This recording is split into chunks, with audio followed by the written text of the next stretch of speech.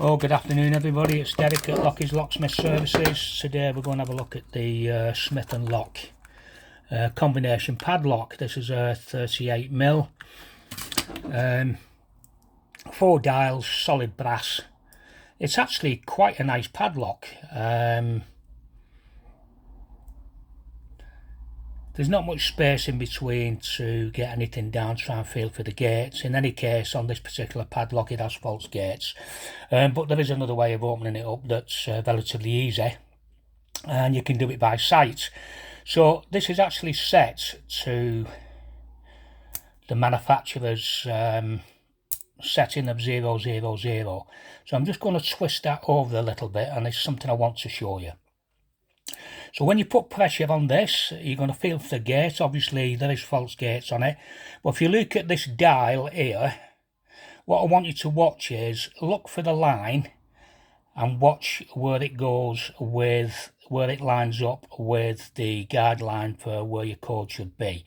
So on this one you can see how it's bouncing a little bit, but it doesn't go near the line. When you look at the correct code, the 0, you can see how much bounce that is, and especially with that one you can see that it's near enough on the line, and same with that one. So that's what we're looking for. We're looking for the how far that actually goes over towards the line. When it's in the true gate like the 0s here, what happens is it actually goes down and is near enough on the guideline.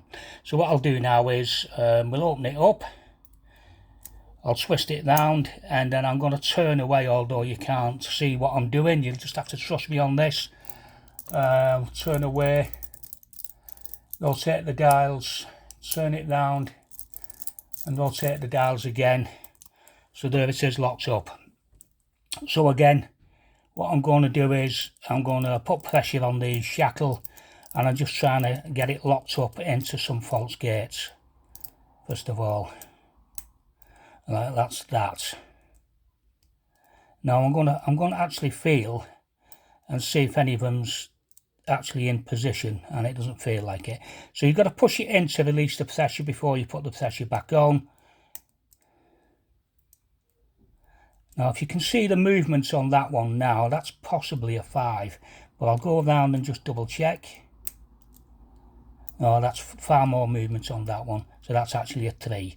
So I'll go down to the next one, try the same thing again, feel for the gates.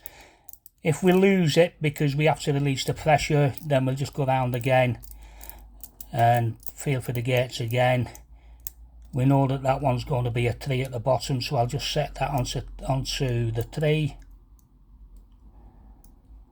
which is there.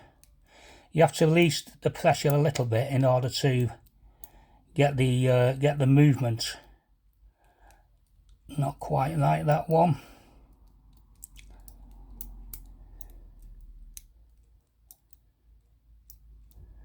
No, that 0 was going quite over, so it's probably 0.3 something. So again I'll move that around, and again I'm looking for the line on the dial. That's quite loose, so I think it's 0.63. Just double check. So I'll just put this to, let's put it to 0, and we'll have a quick look at that.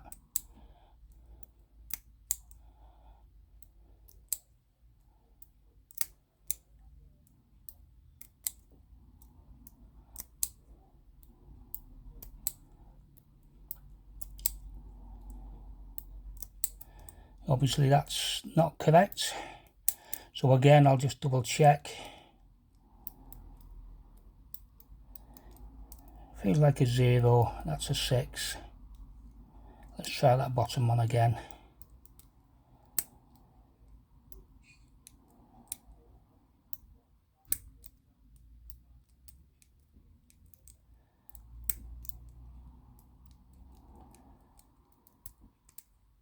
There we go.